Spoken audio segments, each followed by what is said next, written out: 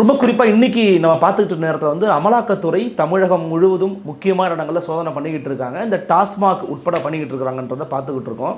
இருந்தாலும் நீங்கள் இந்த நேரத்தில் வந்து மலர் கண்காட்சியை திறந்து வைப்பதற்காக மேற்கு மண்டலம் சென்றிருந்த முதலமைச்சர் இன்ப சுற்றுலாவில் இருக்கிறாரு, பார்த்து பைய வாங்க அப்படிங்கிறீங்க.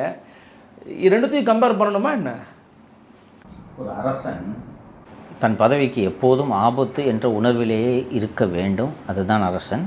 அது அந்த காலத்தில் அரசர்களுக்கு இருந்தது.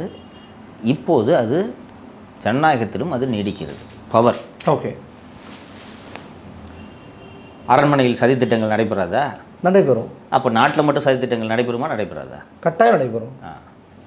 இன்னொன்று, தேர்தல் ஜூரம் தொடங்கிவிட்டது. எஸ் இல்லையா? 10 மாதம்தான் இருக்குது. நீங்கள் எதிர்க்கக்கூடிய எதிரி மிக மிக பலம் வாய்ந்த ஒரு எதிரி. தேர்தலில் வெற்றி பெறுவதற்காக எந்த எல்லைக்கும் செல்லக்கூடிய ஒரு எதிரி.